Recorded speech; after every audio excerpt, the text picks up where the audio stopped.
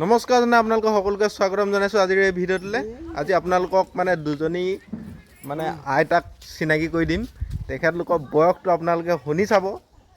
আজিলোকৰ একদম ফিট ফাটকৈ মানে ঘূৰি আছে তেখেতলোক, হয় নাই? এয়া আমাৰ আইতা, অকণমান এইফালে হওক, এইফালে এয়া ফটো নেমাৰো। আইতা আপোনাৰ নামটো? কণমাই। আৰু আপোনাৰ?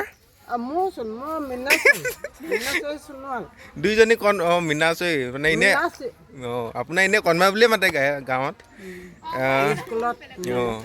স্কুলত। এতিয়া আপোনাৰ বয়সটো কওকচোন প্ৰথমতে।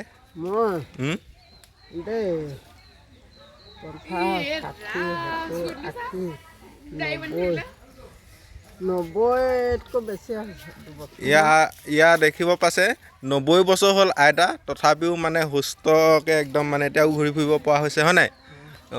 আৰু আপোনাৰ ওচৰলৈ আহিছোঁ, আপোনাৰ কওকচোন বয়সটো কিমানমান হ'ল বাৰু?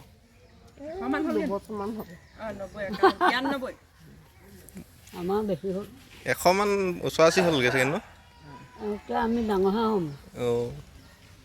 এই আইতাতকৈ একে ডাঙৰ, কিন্তু বয়সটো মানে পাহৰি গৈছে আৰু।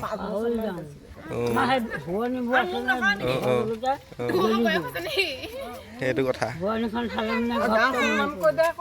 এয়া আমাৰ ৰাণীপুখুৰী গাঁৱৰ মানে দুগৰাকী একদম মানে বহুত বয়সস্থ আৰু মানে তেখেতলোক একদম ধুনীয়াকৈ স্পেচিয়েল মানে ঘূৰি ফুৰিব পাৰিছে এতিয়া।